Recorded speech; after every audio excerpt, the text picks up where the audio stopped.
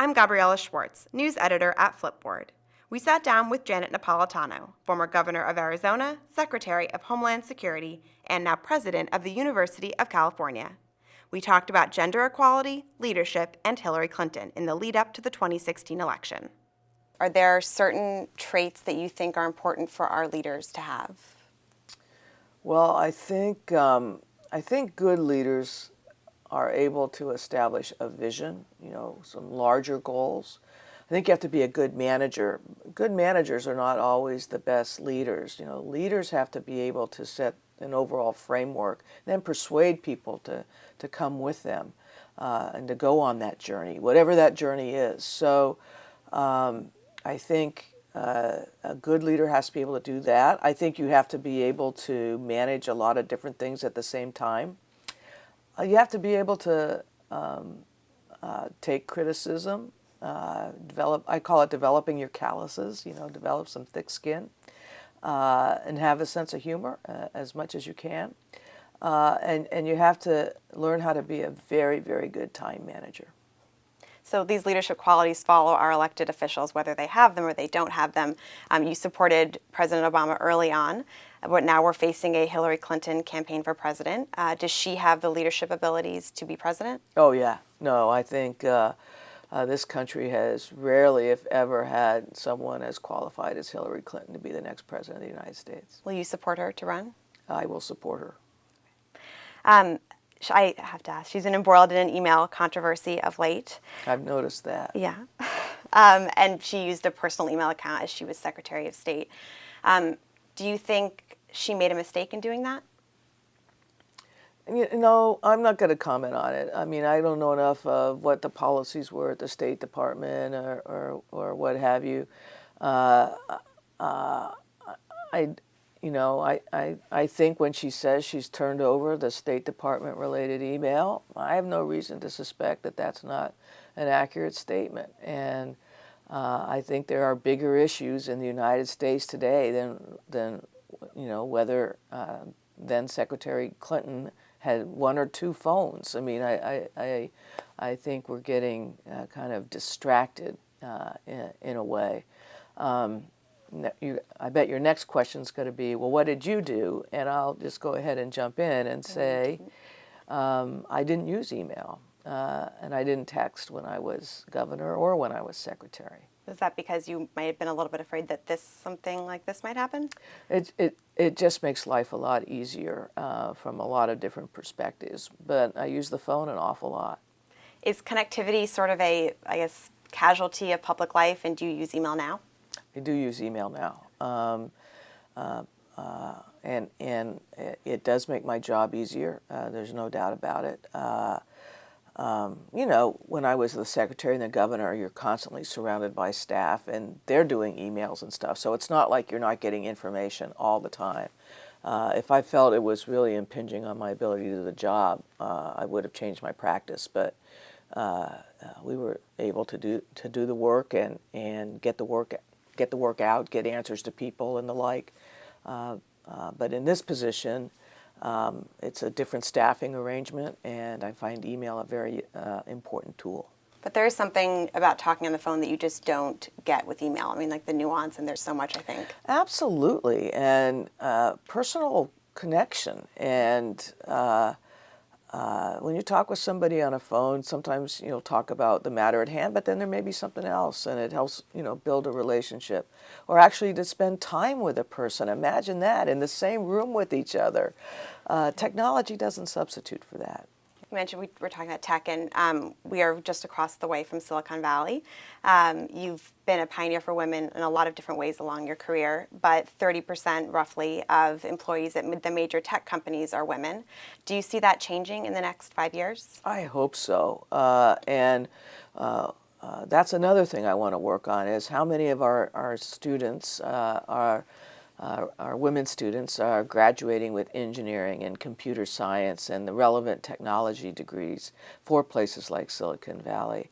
And then I think Silicon Valley, from an entrepreneurship standpoint in terms of who sits on the boards of directors and in terms of leadership of the various, I think they've got an issue and they've got to grapple with it.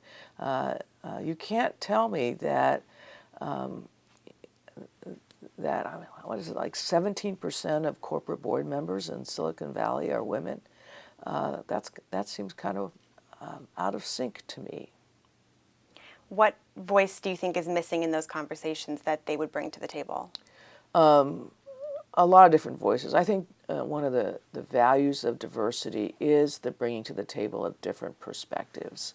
I think how you set priorities is guided in part by your life's experiences. The aperture through which you view things is guided by your life's experiences. And, you know, life experiences vary. And so I think that we're not maximizing our talent pool if we're not really focusing on the diversity arena.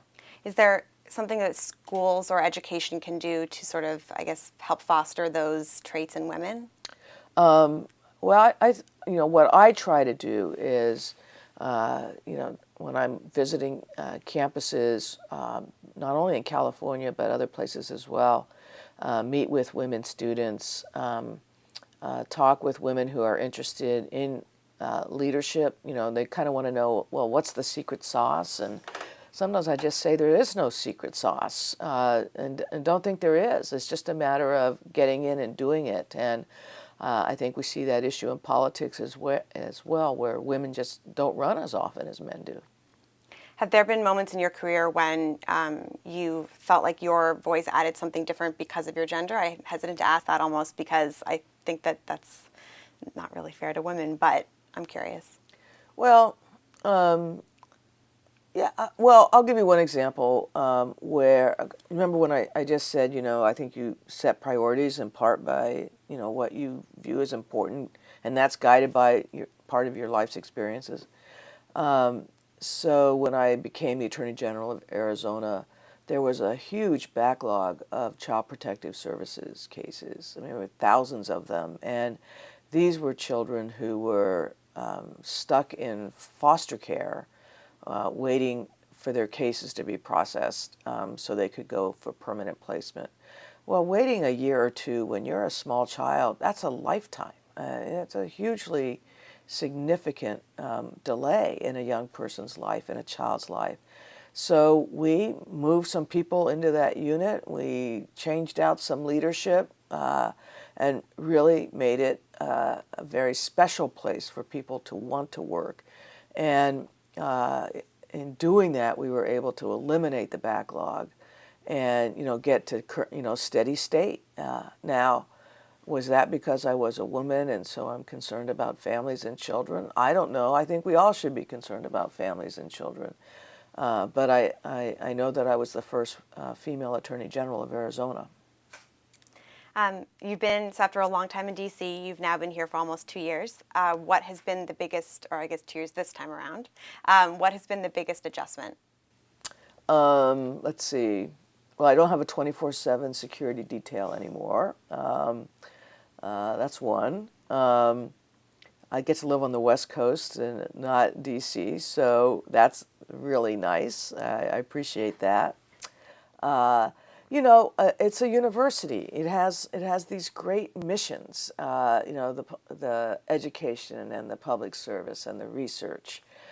So one of the big adjustments, I don't know if you'd call it an adjustment, but one of the big things has been just the learning curve. You know, just getting your arms around this huge thing. Is there anything you miss? Sure, I miss some of the people. I had some great colleagues in Washington, D.C., and I really enjoyed most of the people I worked with and respected them very much. I know you said that you're very happy in your current job, but your name continues to come up, it seems like all the time, for Attorney General, Supreme Court, Senate.